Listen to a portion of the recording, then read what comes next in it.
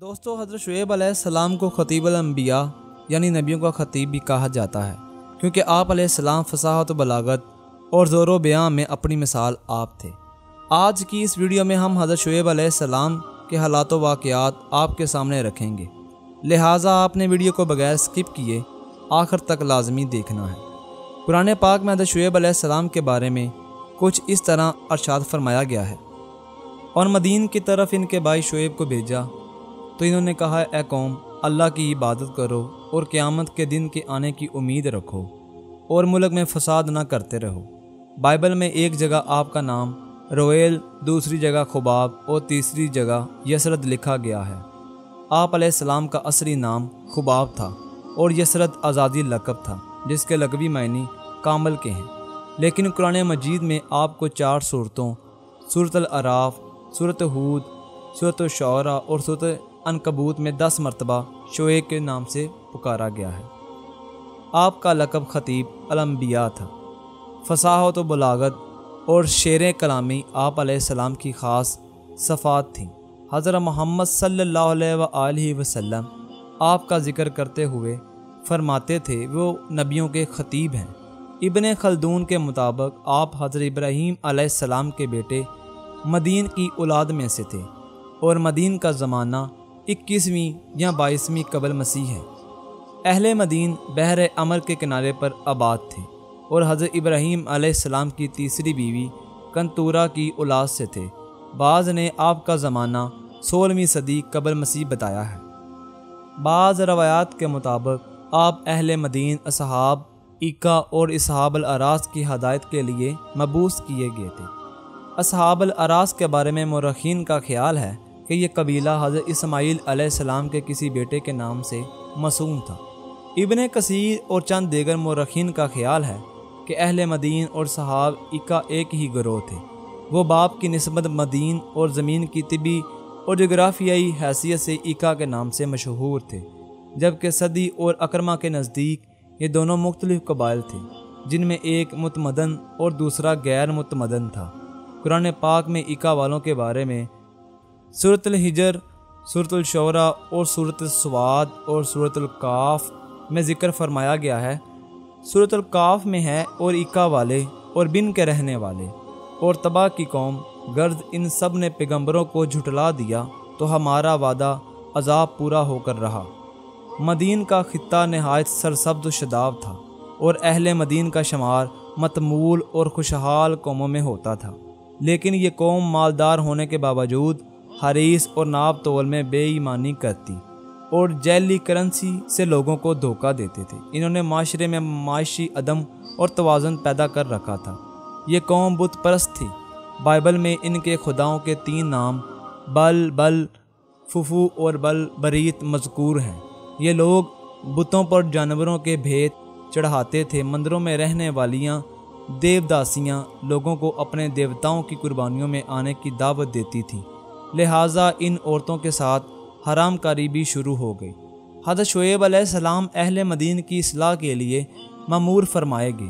قرآن پاک میں ان تعلیمات کا ذکر اس طرح بیان کیا گیا ہے، اور مدین کی طرف ان کے بھائی شعیب کو بھیجا تو انہوں نے کہا، اے قوم، اللہ ہی کی بندگی کرو اور اس کے سوا کوئی معبود نہیں، اور ناپ تول میں کمی نہ کیا کرو۔ میں آج تو تم کو خوشحال دیکھتا ہوں، اور اگر تم ایمان نہ لاؤ گے تو مجھے تمہارے بارے میں ایک ایسے دن کے عذاب کا خوف ہے جو تم کو گھیر کر رہے گا۔ اور قوم، ناپ تول انصاف کے ساتھ پورا کیا کرو، اور لوگوں کو ان کی چیزیں کم نہ دیا کرو، اور زمین میں خرابی کرتے نہ پھرو۔ اگر تم کو میرے کہنے کا یقین ہو تو اللہ کا دیا ہوا نفع ہی تمہارے لیے بہتر ہے، اور میں تمہارا نگہبان نہیں ہوں۔ حضرت شعیب چونکہ ایک بڑے قبیلے سے تعلق رکھتے تھے، اس لیے یہ قوم ان پر ہاتھ ڈالنے کی جسارت نہیں کرتی تھی۔ یہ لوگ برسر عام کہا کرتے تھے کہ تیرے ساتھ تیری برادری کے لوگ نہ ہوتے تو ہم تجھے سنگسار کر دیتے، تمہاری ہمارے سامنے کوئی حیثیت نہیں۔ اس پر آپ قوم کو نصیحت فرماتے، اے لوگو، کیا تم پر اللہ تعالیٰ سے زیادہ میری برادری کا دباؤ ہے؟ اور اللہ تعالیٰ تمہارے لیے کوئی حیثیت نہیں رکھتا؟ لیکن یاد رکھو، مجھے جو کام اللہ تعالیٰ نے سونپا ہے میں باقاعدگی سے کرتا رہوں گا۔ اور اللہ کی رسی کو مضبوطی سے تھامے رکھو۔ تم بھی اس وقت کا انتظار کرو اور میں بھی کرتا ہوں، تم دیکھ لوگے کہ عذاب کس پر نازل ہوتا ہے۔ ارشاد ربانی ہے، انہوں نے کہا کہ شعیب، تمہاری بہت سی باتیں ہماری سمجھ میں نہیں آتی، اور ہم دیکھتے ہیں کہ تم ہم میں کمزور بھی ہو، اور تمہارے قبیلے کا خیال نہ ہوتا تو ہم تجھے سنسار کر دیتے، اور تم ہم پر کس طرح بھی غالب نہیں آ سکتے۔ انہوں نے کہا، کیا میرے قبیلے کے آدمی تمہارے نزدیک اللہ سے زیادہ ذی عزت ہیں، اور اس کو تم نے پست پشت ڈال رکھا ہے؟ میرا پروردگار تو تمہارے سب اعمال پر احاطہ کیے ہوئے ہے۔ اہل مدینہ بالآخر حضرت شعیب علیہ السلام سے کہا، اگر تم نے اپنی روش تبدیل نہ کی تو انہیں ان کے ساتھیوں سمیت ملک سے نکال دیا جائے گا۔ تم جس عذاب سے ڈراتے ہو لے آؤ۔ جس کے جواب میں آپ علیہ السلام نے فرمایا، میں تمہاری دھمکیوں سے نہیں ڈرتا، اور اگر تم سیدھے رستے پر نہ آئے تو عذاب الہی آ کر رہے گا۔ قرآن پاک میں حضرت شعیب علیہ السلام اور ان کی قوم کی گفتگو کو اس طرح بیان فرمایا گیا ہے، اور ان کی قوم میں سے سردار لوگ جو کافر تھے کہنے لگے کہ بھائیو، اگر تم نے شعیب کی پیروی کی تو بے شک تم خسارے میں پڑ گئے۔ انہوں نے کہا، کیا تمہاری نماز تمہیں یہ سکھاتی ہے کہ جن کو ہمارے باپ دادا پوجتے آئے ہیں ہم ان کو ترک کر دیں، یا ہم کو اپنے مال میں اپنی منشا کے مطابق خرچ کرنے کا اختیار نہ ہو؟ بس تو ہی تو ایک اعلیٰ ظرف اور راہ راست باز آدمی رہ گیا ہے۔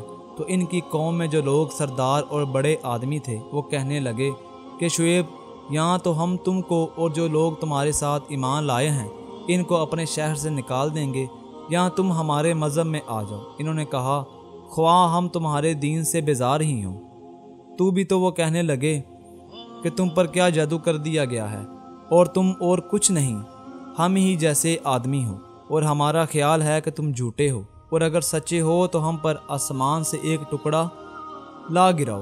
شعیب نے کہا کہ جو کام تم کرتے ہو میرا پروردگار اس سے خوب واقف ہے، اور اگر تم میں سے کچھ لوگ میری رسالت پر ایمان لے آئے ہیں اور کچھ لوگ نہیں لائے تو صبر کیے رہو یہاں تک کہ اللہ تمہارے درمیان فیصلہ کر دے، اور وہ سب سے بہتر فیصلہ کرنے والا ہے۔ اور اے قوم، میری مخالفت تم سے کوئی ایسا کام نہ کرا دے کہ جیسی مصیبت نوح کی قوم یا ہود کی قوم یا صالح کی قوم پر واقع ہوئی تھی، ویسی ہی مصیبت تم پر واقع ہو، اور لوط کا زمانہ تو تم سے کچھ دور ہی نہیں۔ اور اپنے پروردگار سے بخشش مانگو اور اس کے آگے توبہ کرو، بے شک میرا پروردگار رحم کرنے والا اور محبت والا ہے۔ جب کفر و شرک حد سے بڑھ گیا اور قوم نافرمانی کی آخری حد پار کر گئی تو آپ نے بارگاہ الہی میں یہ دعا فرمائی، اے ہمارے رب، ہمارے اور ہماری قوم کے درمیان حق کے ساتھ فیصلہ کر، اور تو بہتر فیصلہ کرنے والا ہے۔ اللہ تعالیٰ کے حکم کی تعمیل میں آپ علیہ السلام نے اپنے 70 ساتھیوں سمیت شہر سے باہر محفوظ مقام پر تشریف لے گئے۔ اس وقت ان کی قوم کے لوگ آپ کا تمسخر اڑا رہے تھے۔ ارشاد ربانی ہے، تو شعیب ان میں سے نکل آئے اور کہا کہ بھائیو، میں نے تم کو اپنے پروردگار کے پیغام پہنچا دیے ہیں اور تمہارے ساتھ خیر خواہی کی تھی، تو میں کافروں پر عذاب نازل ہونے سے رنج و غم کیوں کروں؟ یہ قوم عذاب الہی میں اس طرح مبتلا ہوئی کہ پورا شہر بالخیز گرمی سے جہنم بن گیا۔ مورخین لکھتے ہیں کہ گرمی کا یہ عالم تھا کہ جسم کے اندر کا خون کھول اٹھا اور ہاتھ پیر پھٹ گئے، چشموں اور کنووں کا پانی سوکھ گیا۔ پورے 7 دن یہی عالم رہا، پھر ایک دن ہولناک آواز سے ان کے کلیجے پھٹ گئے اور پوری قوم نیست و نابود ہو گئی۔ قرآن پاک میں آتش فشانی اور زلزلے کی صورت میں آنے والے اس عذاب کے بارے میں ارشاد ربانی ہے، تو ان کو بھونچال نے آ پکڑا اور وہ اپنے گھروں میں اوندے پڑے رہ گئے۔ یہ لوگ جنہوں نے شعیب کو جھٹلایا تھا ایسے بردبار ہوئے تھے کہ گویا ان میں کبھی آبادی ہی نہ تھی۔ جنہوں نے شعیب کو جھٹلایا وہ خسارے میں پڑ گئے۔ بعض مورخین کا خیال ہے کہ حضرت شعیب علیہ السلام کی عمر 400 برس تھی۔ حضرت موت کے مشہور شہر شپون کے شمال کی جانب واقع مقام پر شیام میں آپ علیہ السلام کی قبر آج بھی زیارت گاہ عام و خاص ہے۔